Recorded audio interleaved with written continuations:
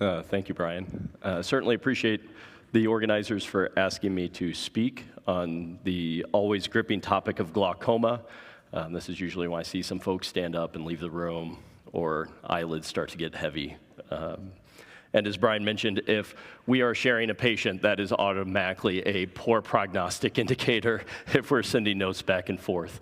So we are going to talk first about angle closure glaucoma. This has been, if you've been out of training in the last 10 years, you know this is a topic that has been changing over the last 20 years. And so what we're going to talk about is just kind of best practices, maybe some tips, some tricks for managing this complex situation. I do have some disclosures.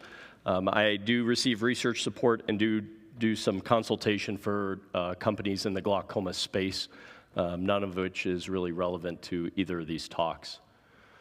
All right, so why is diagnosing the type of glaucoma so important? Well, we know that ultimately primary open-angle glaucoma and chronic angle closure or acute angle closure, they progress at very different rates, right? And we treat them very differently. And if we misdiagnose angle closure, that person is going to go on a very different trajectory. There was a study that reviewed essentially referrals to a tertiary glaucoma center, and it's about 15% of all primary angle glaucoma referrals are not POAG, they're actually chronic closure. Okay? So it is an important distinction to make, and it progresses faster than POAG. What has also changed over the years is it is a surgical disease. This is not a medical management disease anymore. Chronic angle closure, primary angle closure needs surgery. Okay. And that has changed over the last several decades, and we'll talk about that. What has also changed, and one of the confusing things with angle closure, is our terminology. What one person calls angle closure, what one person calls chronic angle closure, what one person calls mixed mechanism glaucoma, we used to have all that in our language. So now we try to be much more specific in what we talk about and how we talk about these terms. So let's just review what we mainly talk about now. So primary angle closure suspect or anatomic narrow angle. This is a patient strictly with trabecular iris contact. They are narrow on gonioscopy, but they have no abnormalities with the eye. There's no adhesions, there's no PAS, there's no excessive pigmentation in the area of contact, there's no signs of glaucoma, the pressure's normal.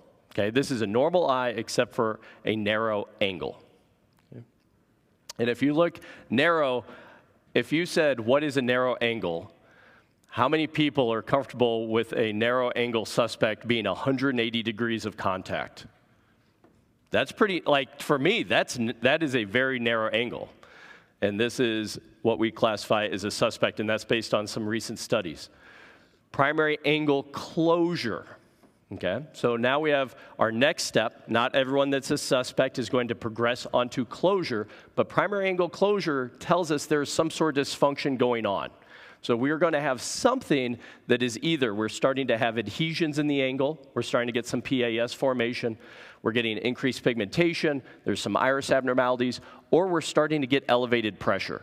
There's something now abnormal going on, but we don't yet have signs of glaucomatous damage. Okay? So all the other testing is normal, but you said, hey, this patient had pressures in the mid-teens, and now all of a sudden they're in the mid-20s, right? That's primary angle closure. Okay. And then we have primary angle closure glaucoma. We have all the same findings, which is abnormalities in the angle, and now we have findings of optic nerve damage. Okay. And then our ultimate fun is primary angle closure, or angle closure attack.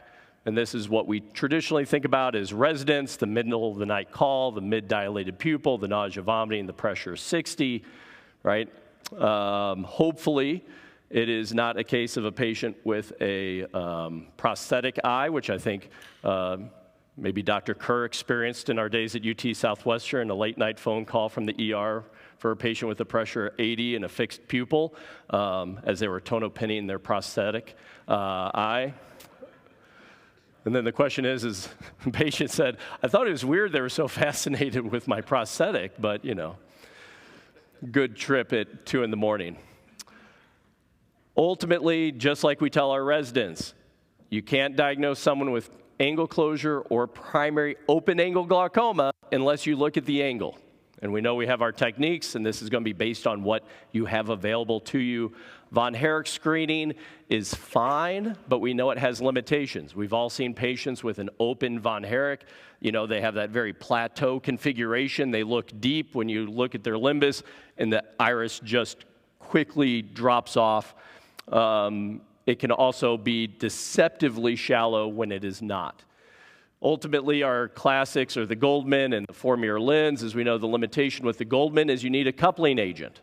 Okay? The visuals are amazing, right? It's like when we do SLT, that Latina lens, there's no better view of the angle than when you have a coupling agent on the eye. But ultimately, that is a difficulty for patients and for resources. And then obviously our 4 or 6 mirror gonio prism, which we like because it allows us to do indentation gonioscopy, which really helps you understand, am I looking at an open angle or a closed angle, and can I open that angle that is narrow? Okay, here's a patient, you could say, oh, maybe they got a little bit of bare pigmented TM, maybe, and then you compress and you can see that's really a very closed angle with apposition, because now you can see the scleral spur nicely.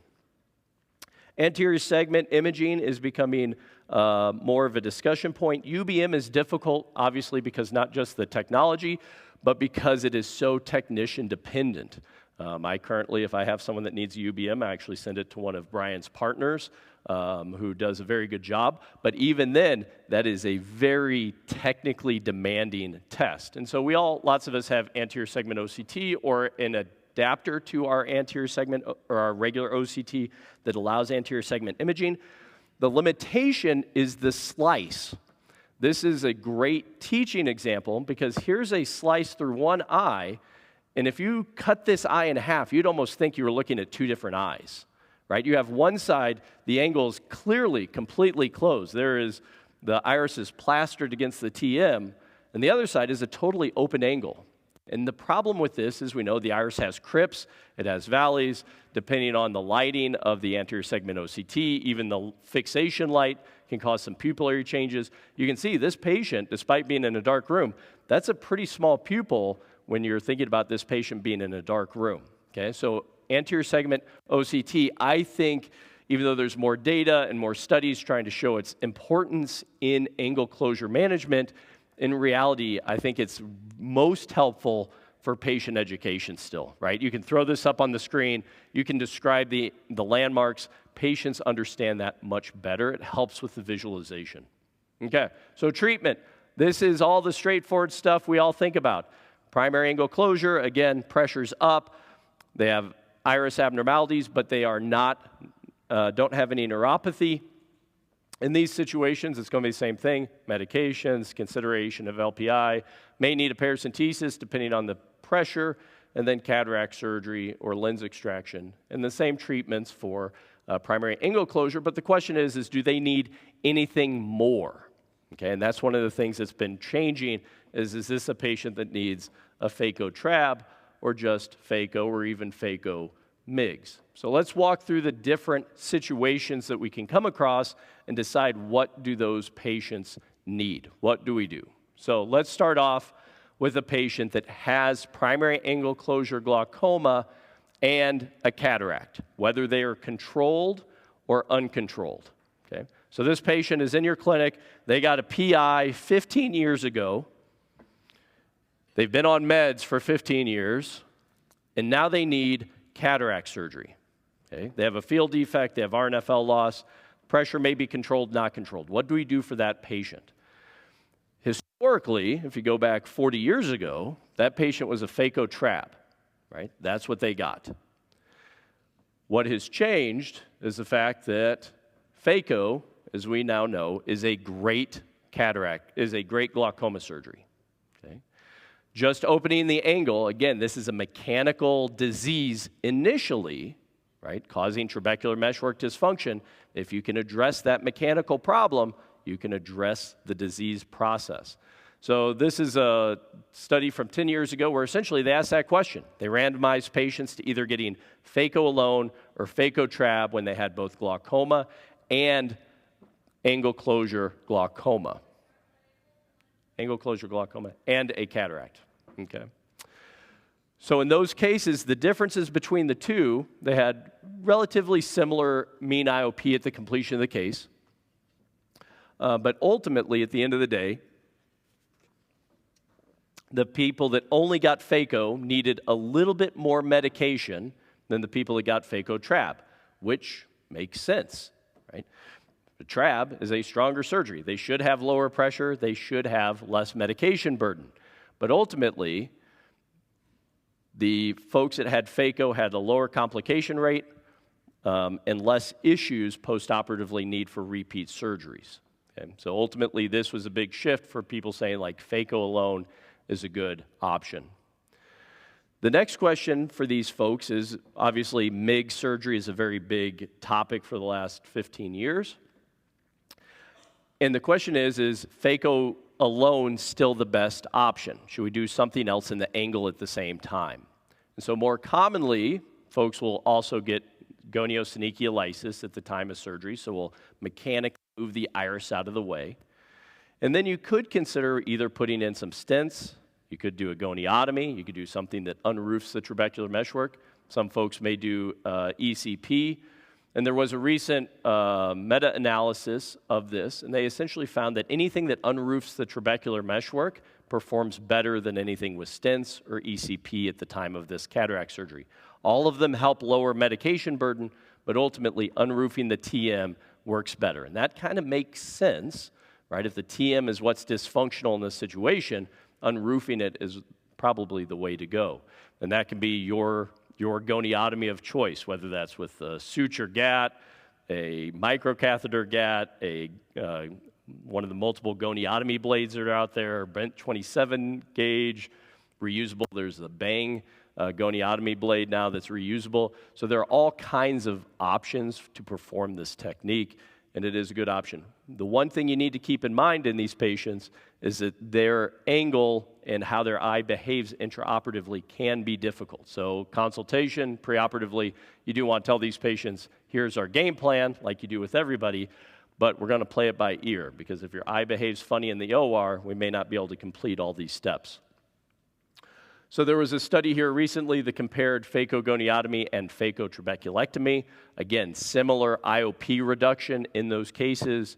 And so there is a slowly moving idea that ultimately a phacogoniotomy is probably the best option in these patients with primary angle closure or primary angle closure glaucoma if they're getting phaco at the same time. Now what about, those are all patients that have a visually significant cataract. Now, what if we have that same patient that doesn't have a visually significant cataract? How do we handle that situation?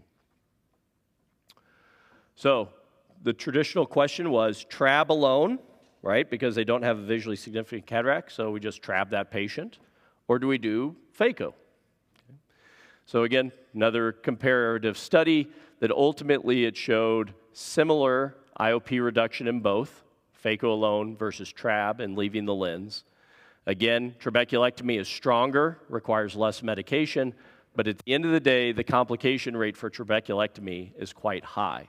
If anyone did trabs in narrow angle patients, you know, they're the ones that are at risk for shallow chambers, iris incarceration in the surgery site, they're at higher risk for malignant glaucoma, all these things that just add further joy to our lives as glaucoma surgeons. Ultimately, you can dodge the vast majority of that with phaco. Okay? So phaco in these patients is a preferred option.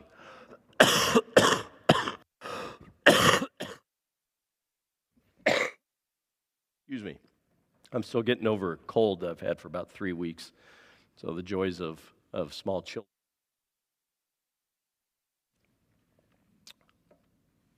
Okay. And then the next question is, this is all this patient that you've seen in your clinic for the last 10 years and you're deciding what to do with them. What if this is a new referral? New patient shows up in your office. And they now all of a sudden, and we've probably all seen this, right? You get this referral, hey, patient has a cataract, or this patient's a narrow angle. In the referral, everything is benign. Pressure's normal, nothing exciting. So your scheduler puts them out to your next available. They show up in a month, 3 months, whenever it is. And all of a sudden, they walk in the door and their pressure's 40, right? Then you say, well, that went sideways. Okay. So what do we do with that person? Well, so they looked at this in the Eagle study, which asked, is it better to take this patient who's newly diagnosed and put an LPI in, which is what most of us would do, or do we go and take the lens out? Again, this is a non-visually significant cataract. This is essentially a clear lens exchange. Okay. So their diagnoses, again, primary angle closure, IOP elevated with a closed angle. They called primary angle closure glaucoma, again, elevated pressure with closure and glaucomatous optic neuropathy. And this is a large study, 419 patients. And importantly, all of these patients are over 50. Okay? The reason that is important, despite our recent technological advances in multifocals and light adjustable lenses and all these things, what is a great way to make a patient unhappy with you? Take a pre-presbyopic patient and make him presbyopic, okay? So they took everyone that was over 50 to dodge that as a confounder.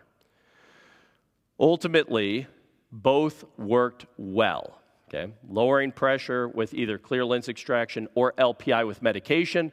The difference is if you only do an LPI, those patients are going to need a lot more medication long term.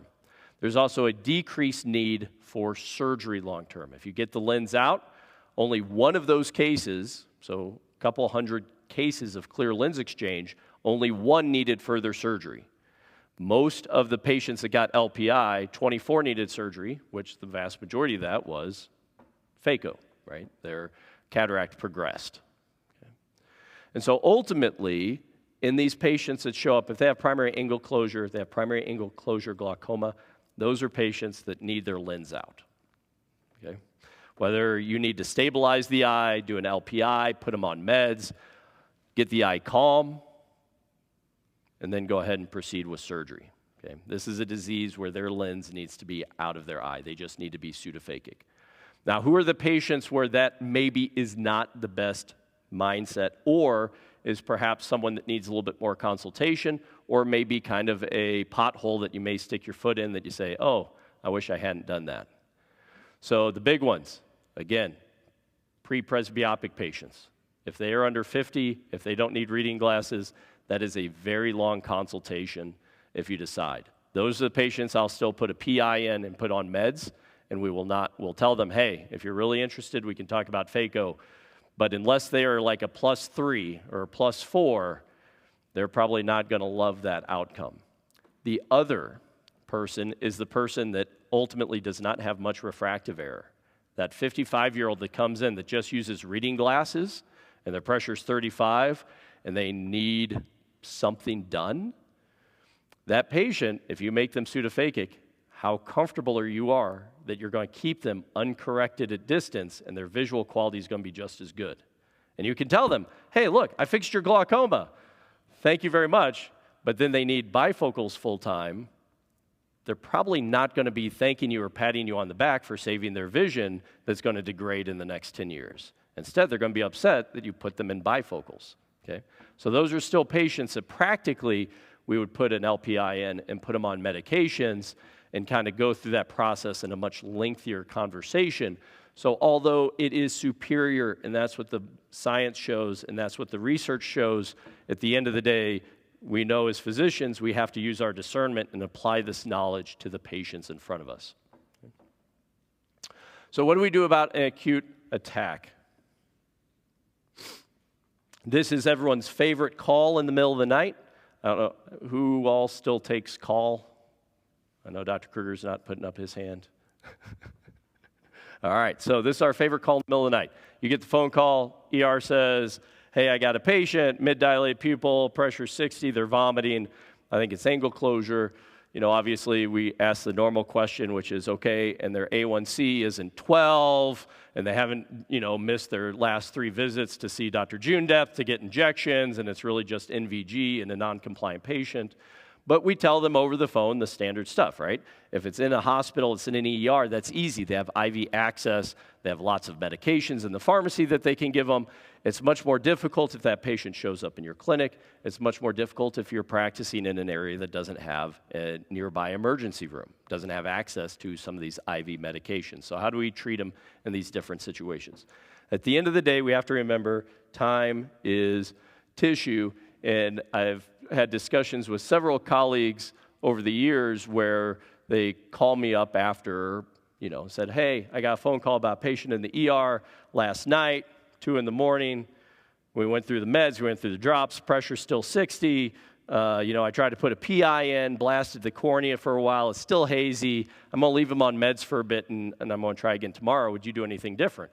I think, you're gonna leave this patient with a pressure of 60 for now 36 hours? Like, if that was my family, please do not do that, right? You need to do something else. So time is important in these situations, okay? Obviously, the standards, the book answer, bomb them with eye drops, aqueous suppressants, pilocarpine. If you actually read your, pull out your old BACSC, it actually says pilocarpine is contraindicated in one chapter, which is a little unusual. That's a controversial statement. Some folks feel very strongly, if your pressure is 70, you just throw the kitchen sink at them. The reason the book says that is because ultimately there's some concern when the iris is ischemic that pilocarpine is not going to do anything to pull the iris off that mid-dilated portion. And all the pilo is really going to do is contract the ciliary body, which is a little bit better perfused, and that's going to cause rotation and perhaps worsen the closure. Pilo is plus minus. I usually don't recommend pilo because it is also can cause problems depending on what form of glaucoma it is, right? And we're trusting someone over the phone to tell us this is angle closure, but it may not be, okay? So oftentimes I'll just have them skip the pilo, and there are some studies that say essentially acetazolamide and timolol work just as well, if not better, than when you add pilo. And then obviously we're going to give them systemic medicines. The problem with acetazolamide works great. Mannitol is an amazing medication, right? Like I have a slight love affair with mannitol. It is great. But again, we have to remember, it is a huge dose. This is like neurosurgery doses. This is you put the order in, the pharmacy calls you and says, are you sure you want to give this patient a gram per kilogram? Okay? It is a lot of mannitol. The problem with mannitol is how long does it take the pharmacy to make it and give it to the patient? Forever, right? They do not rush mannitol. So we have to keep in mind, especially if we don't have access to IV medicines, that we have to keep in mind some other options. The old standby that no one remembers is glycerin. If you do not practice near a ER, you don't have easy access to a hospital, glycerin is something you can keep in your clinic, right? And you can just go, right? This is Equate brand. You can go down to Walmart, buy glycerin off the shelf, and that's what you can give to patients. If anyone taken glycerin as a resident or recently just to see what it tastes like, it is the most disgustingly sweet stuff you've ever put in your mouth. We used to mix it with orange juice, which sounds a little strange because there's obviously a lot of sugar in orange juice, but just having something that was a little tart, bitter, just kind of helped cut that a little bit, but it is still not a great thing to drink. The one nice thing about it is a patient can drink it slowly, so as opposed to like trying to take oral Diamox when they're nauseous, this is something they can just kind of slowly sip on and hopefully get some absorption without risking them just throwing it right back up in your chair. Can't give it to diabetics though, and ultimately one of its great uses is to clear the cornea. And this is true for any reason. And you can do this for diagnostics, right? You have this patient, mid-dilated pupil, cornea is super steamy, but they're diabetic. They complain that their vision's been bad for 6 months. Maybe it's a vein occlusion. Maybe it's NVG. Maybe it's something else going on that I can't pick out exactly. You can use glycerin topically, and the cornea will clear up, whether it's to help you with the PI or help you do the gonio for diagnosis. It's quite helpful in that regard. The great unsung hero of angle closure attacks is an anterior chamber paracentesis. I cannot emphasize enough, if there's one thing that you take from anything I say in an hour, if you have an angle closure patient, please just do an AC tap, break the attack, make them comfortable, and you can deal with all your problems later. Okay? So 30 gauge needle, ½ inch, you actually take the plunger out. So on a 1 cc syringe, take the plunger out. So this is a passive egress. This is not an active withdrawal, so you're one-handing this.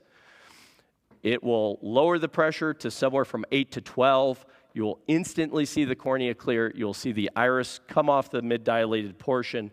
And the reason to do this is multiple. As we discussed, time is tissue. You can break the attack right then and there. I don't have to worry about the ER mixing up mannitol and it taking 3 hours to give this patient. Number two, you can make the patient much more comfortable immediately. Okay? And number three, all those medicines you're giving, as opposed to trying to absorb into an anterior chamber where the pressure's 80, you can now allow those medicines to easily get into the anterior chamber and do what they're supposed to do.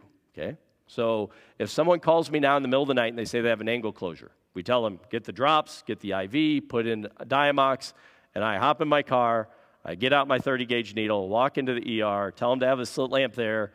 The patient's usually got Dilaudid or some sort of opiate, so they're feeling okay, although they're still miserable. You can get them at the slit lamp, have one of the nurses hold the head, lift up the eyelid, do a tap. You're going to break the attack. They can lay back down, get their meds, you go back home and go to sleep, and they see you the next day in the morning. Okay? That is a much better treatment for the patient. It's much better what we would want rather than getting drops every 15 minutes and getting ER nurse to check a tonopin on your eye 20 times in the span of 3 hours. That sounds like a less enjoyable experience. Now, the risk is doing a tap on a shallow chamber. Okay? Now, I will say in all of them, I've been out of fellowship for 12 years. Is that right, Derek? Derek was my co-fellow, so I think we're out 12 years. I've had one patient where I went into the ER, did an AC tap, and as soon as I put in the needle, the whole lens just went straight forward and into the needle. He had no zonules. Okay? So he wasn't actually a traditional angle closure attack. He was a lens that had fallen forward and called us a pupillary block. Now you say, well, I just stuck a 30 gauge needle into a crystalline lens. Well, he needs that crystalline lens out anyway, right? I mean, that's got to come out. The question at that point is whether I do it or I send it off to Brian's group to do it from the back. We took it out and left him aphakic, and they got secondary IOL later. But that is a pretty uncommon event. But you do want to think about that if the patient has a history of trauma, if they have obviously things like Marfan's, other issues where they have risk factors for loose zonules. Okay? Now, this technique was kind of propagated by a gentleman down at Bascom Palmer, Biff Palmberg, if you all know who he is. He's a very colorful glaucoma doc. Let's see if that will, does that just automatically start playing, or do I need to do something special for it?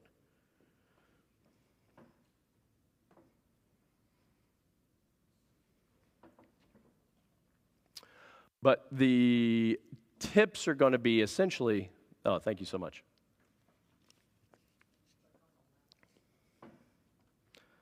The tips essentially are going to be, you kind of want to stay like you'd think about with any other AC tap. You do want to stay kind of peripheral, right? He's staying over the iris. This is not a straight in at 3 o'clock and out. And that ultimately, you will find it is a longer tunnel than perhaps you'd think about with a normal paracentesis. You can see that is not a long tap. You can actually sit there if you like, and you can leave the needle in. There's no kind of egress around the needle. And you can just press on the limbus with the needle, and you'll know when it gets soft. Okay? That image isn't the best, but just shows it's not a lot of aqueous that comes out to cause a pretty significant impact.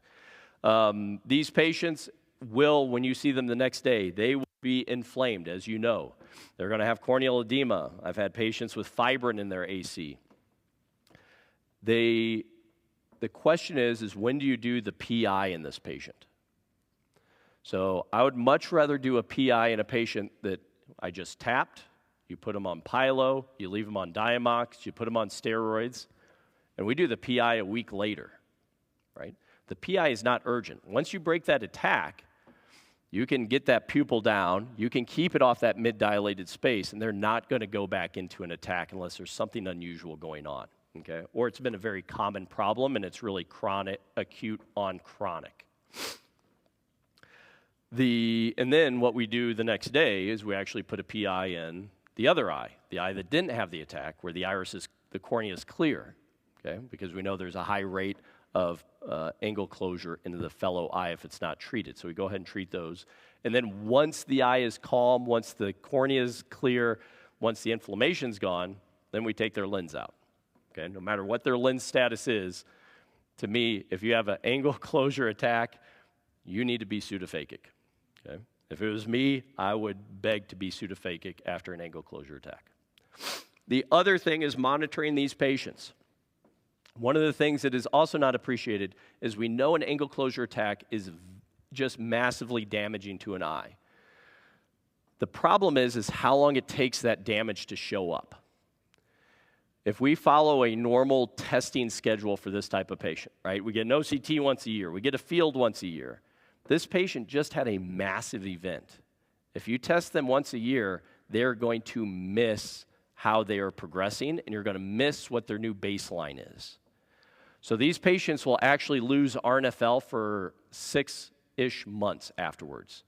So every time these patients come into our clinic, they get an OCT every single visit until that OCT is stable, okay? And you will see it drops. Well, actually, the next talk on OCT will show you an example of that in my clinic. But this study showed that where essentially you get a significant drop in RNFL. And so that's important because what you don't want to do is get an OCT at 1 month and then get an OCT at 6 months, and then you're left with the question, well, is this all just changed from the acute attack, or is this patient still uncontrolled and they're progressing? So you need to monitor that patient a little bit closer until they reach their new baseline. This is, again, assuming their pressure is controlled. They get to their new baseline, and you know, okay, here's where I'm monitoring going forward, okay? And that's important to do. So summary, angle evaluation required on every glaucoma and glaucoma suspect patient. It's just something we have to do, throw a gonio prism on. Remember that the angle is dynamic. Man, am I 4 minutes over? Is that what the timer says? Sorry, guys. I didn't realize I was chatting so long. Okay. 2 minutes over. I'll cut the OCT short. Remember, this is a dynamic system. One story. Everyone know about the light trial for SLT, right? Showed SLT, primary therapy, better. So all those patients in the light trial were screened to have a grade 3 or grade 4 angle by glaucoma specialists. In the 5-year follow-up, a handful of those patients still developed angle closure. Interesting, right? This is a dynamic system. You need to reevaluate. If it's a new referral, new patient, you need to check the angle. Again, if it is angle closure, it is a surgical disease if there's dysfunction. Again, earlier lens extraction. There is some data that these patients, if they are advanced, they have significant damage, they are still likely to progress even with lens extraction. The TM is just dysfunctional enough that there's going to be fluctuations. They're not going to control their IOP as well. So the earlier you can get the lens out, the better. And ultimately, this does not apply to suspects. We are talking about angle closure and angle closure glaucoma. If you're just a narrow angle, don't go out and take every narrow angle person's lens out, okay? They may not need that. This is all about people with clear dysfunction in glaucoma, okay? The LPI recommendations for suspects is still in flux, and we will finish that part there. Thank you.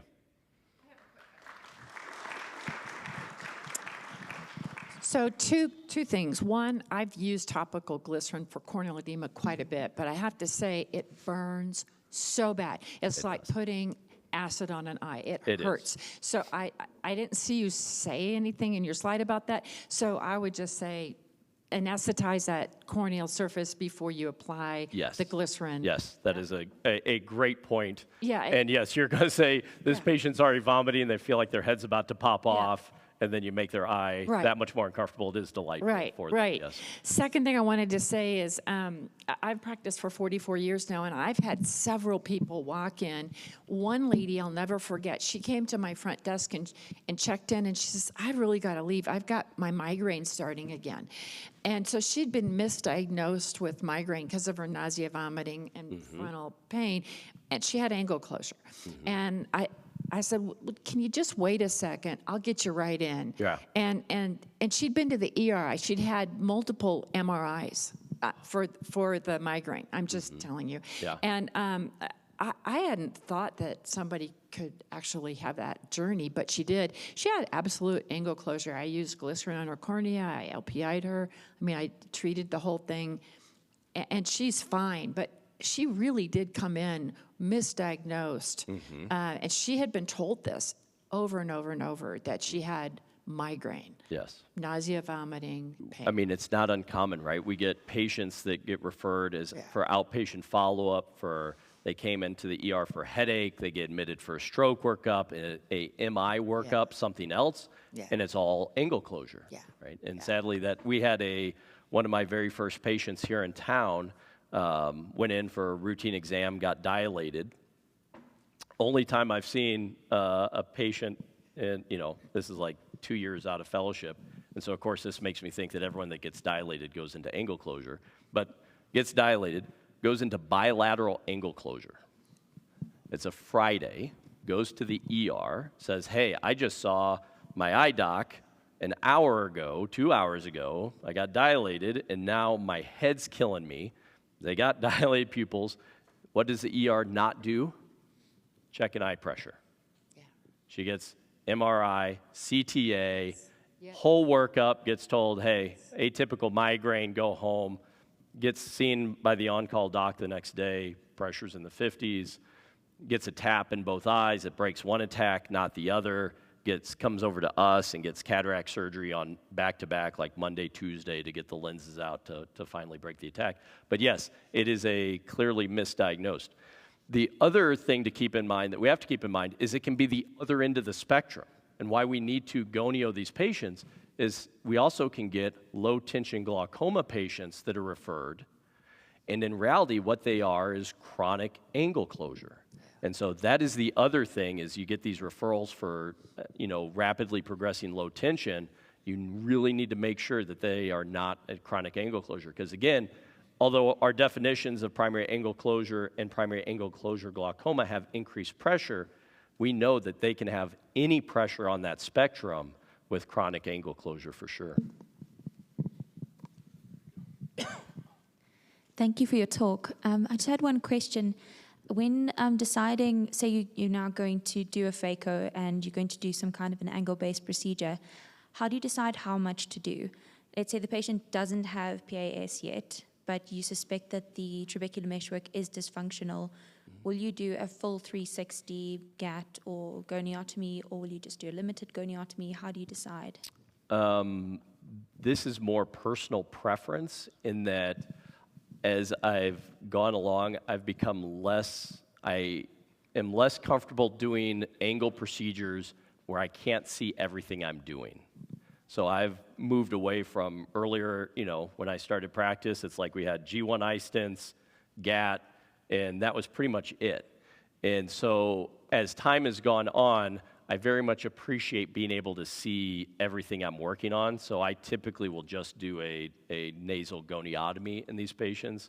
I don't, especially in narrow angle patients, I don't love doing GATs or trabeculotomies, just because even though you saw them pre-op and you feel good about what you thought their angle looked like, there's always a chance for PAS, there's always a chance for some angle vessel that you missed, that all of a sudden you're going to run that suture through that can cause some other collateral damage. And so that's why I've kind of like seeing what I'm working on in the angle. And so I've kind of shifted more away from those unless I really know it's an open angle. So in these patients, I typically don't do anything that's 360. Question over here. How do you get reliable biometry and do lens selection on someone who's had an acute angle attack with resolving edema just a few days ago? So that's why, in an ideal world, that's why I like the TAP, Pylo, meds, and then obviously the Pylo's still going to throw off the biometry. It's going to shift the effective lens position some, but that patient can let their eye calm down, right? The patient that we were talking about that was the bilateral closure, it's just kind of like, hey, we're going to get you somewhere.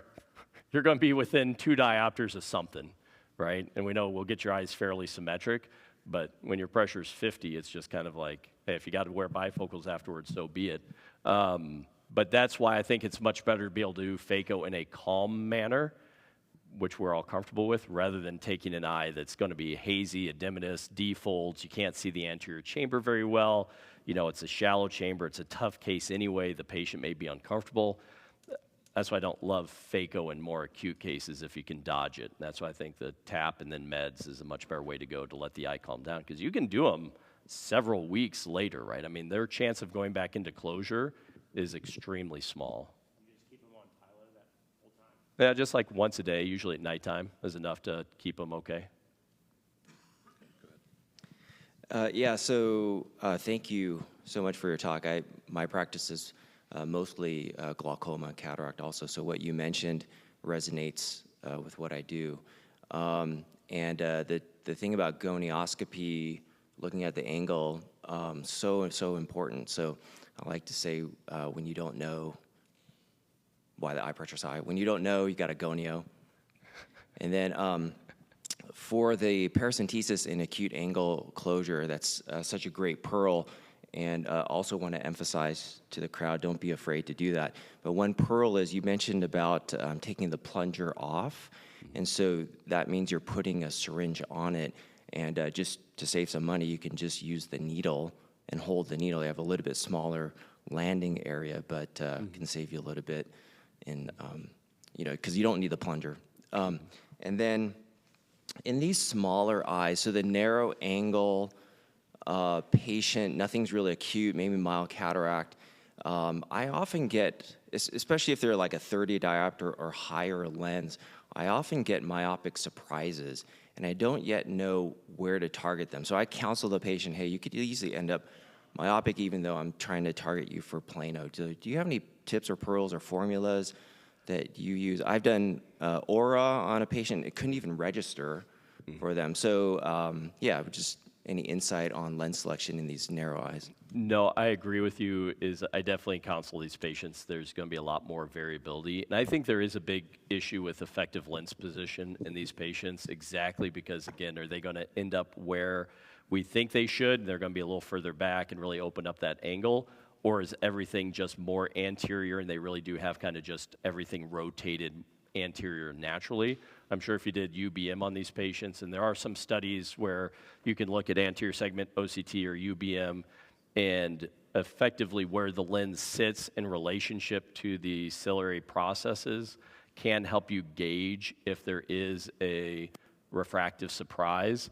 I've not used that very much in practice just because getting that reliable data is a little tough in our workflow. But the university here, I think, did that study, and it did kind of show that there is some correlation to pre-op position that may help with that. But yes, I think I'll tell this other anecdote of both sorrow and woe, I guess. Because we had a patient that came in, right? You described normal optic nerve, had an LPI years ago, on timolol, pressure's now 35. Previously had been running around 20 on timolol, got referred over, said, okay, you're now clearly doing something different. We should probably take the lens out. Normal biometry outside of the narrow eye, OCT, RNFL's normal, max normal.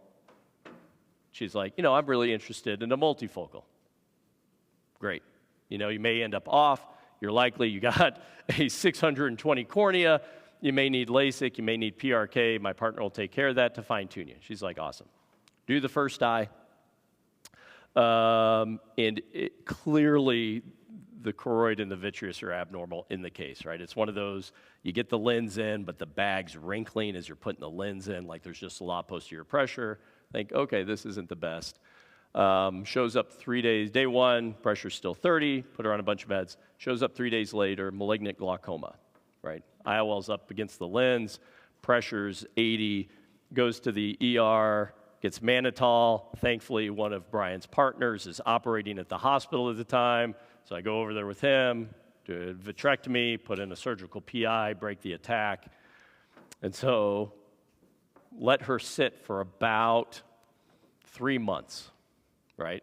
She was wearing a contact in her other eye, and she says, okay, what are we going to do in her other eye? And I say, well, I mean, we can do the same thing, but we're going to do a vitrectomy, surgery, like this is going to be a combined case to start because we know you're going to go into malignant glaucoma. So we do a combined case, all that stuff. Does well. She ends up, you know, myopic, minus a half. So we're sitting there waiting to plan for LASIK. Do a YAG. She comes in to get her YAG, to get her refraction stable before LASIK. She comes in and says, oh, hey, by the way, I've had this curtain start to come over my vision over the weekend.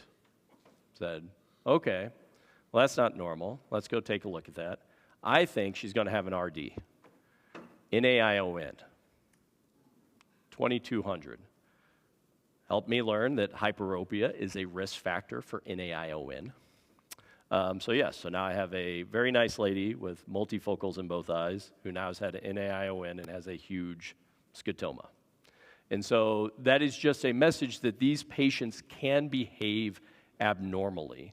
So yes, the chair time, the consultation is vital in these folks because they can do weird things, right? This is just not your regular phaco. They can do weird things in the OR.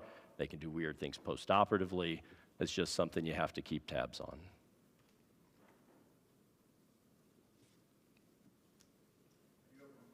Please. We have to have you repeat the question. I'm so sorry. Dr. Vest, prior to medical school, I was a technician for many years, and part of that time, I trained a lot of technicians, and you mentioned the anterior segment OCTs. I have two questions, the first one being for patients who are PACS, how often do you do gonio at slit lamp, and what extra value do you get from the anterior segment OCTs? Do you repeat them?